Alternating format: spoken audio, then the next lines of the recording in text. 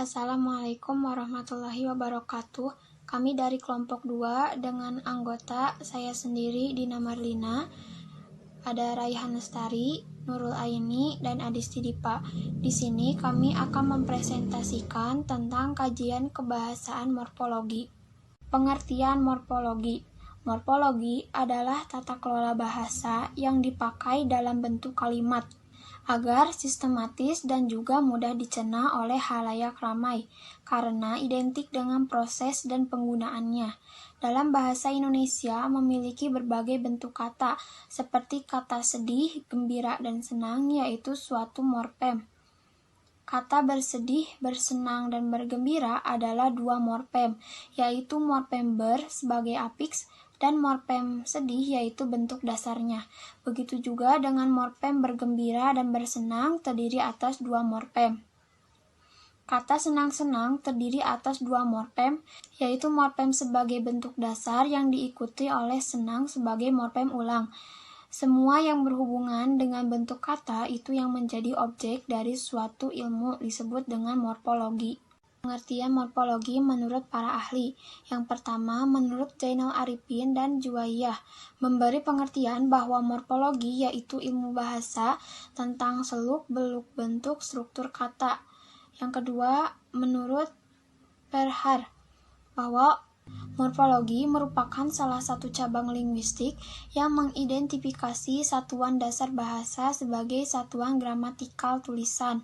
Yang ketiga, menurut Ramlan, morfologi yaitu bagian dari ilmu bahasa yang khusus membicarakan struktur kata dan pengaruh perubahan struktur kata kepada arti kata.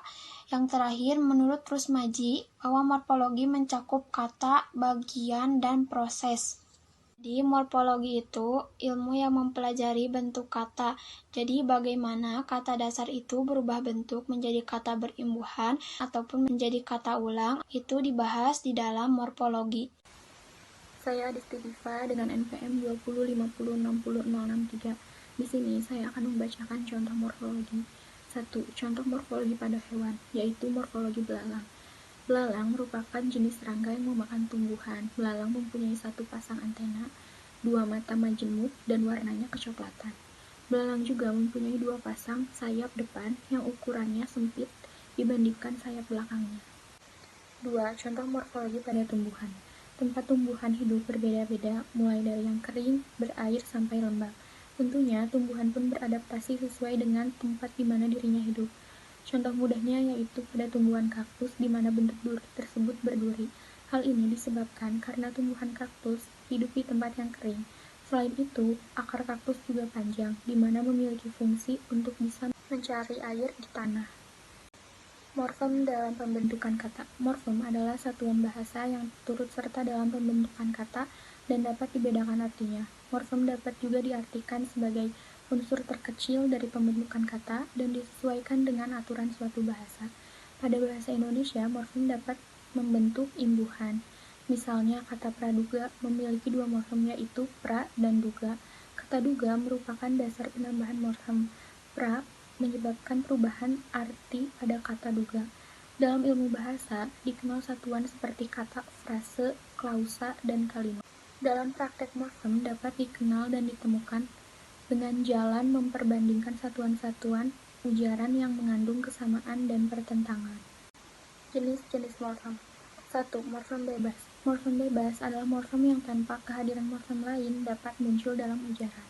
Selain itu, morfem bebas juga merupakan morfem yang memiliki makna tanpa bantuan morfem lain. Contohnya rumah, sehat, makan, damai, minum, pukul, ambil, potong, dan gali. 2. Morfem terikat. Morfem terikat adalah morfem yang tidak memiliki makna leksikal. Artinya, morfem itu tidak dapat berdiri sendiri tanpa bantuan morfem lain. Morfem terikat ini terbagi menjadi dua jenis, yaitu A. Morfem terikat secara morfologis berupa 1. Prefiksi atau awalan ber, di, ke, men, per, se, ter. 2. Infiks atau sisipan l, m, r. 3. Sufiks atau akhiran an, i, kan. 4. Bentuk atau unsur gabungan antar, intra, pre, pro, a, in, ir, ra, semi. 5. Klitika ku, lah, pun, nyamu. B. Morfem terikat secara sintaksis berupa 1. Preposisi ke, di, dari, pada. 2. Kata tugas yang, dan, dengan, tetapi, akan, telah, namun, bahkan, malahan, walaupun, meskipun, karena, sebab, dan sedangkan.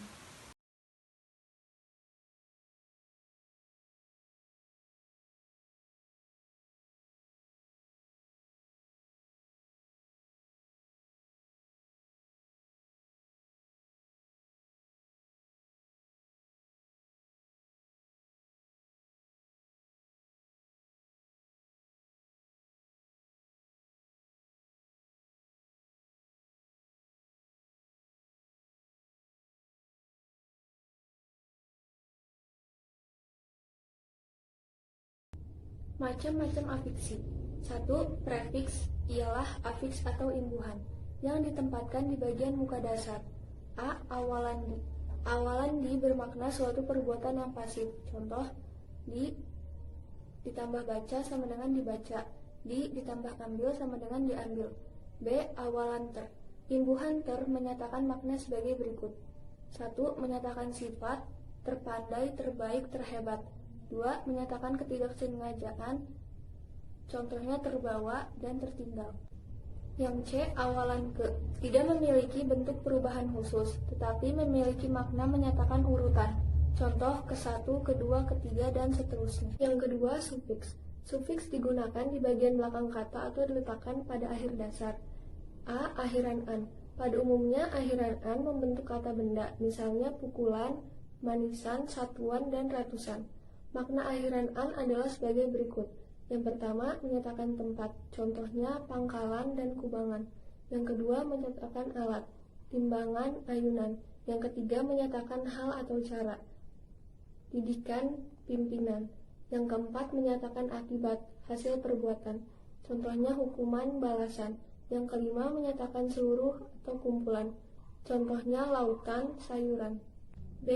Akhiran kan dan i berfungsi untuk membentuk kata kerja.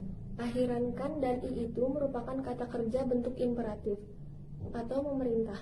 Contoh, panas. Kata sifat menjadi panaskan kata kerja, panasi kata kerja. Saya Raihan Lestari dengan NPM 2050651. Saya akan menjelaskan tentang konfiks dan infiks. Konfiks yaitu gabungan prefiks dan sufiks yang dilekatkan sekaligus pada awal dan akhiran dasar. Ada 4 macam konfiks, yaitu 1. Mekan.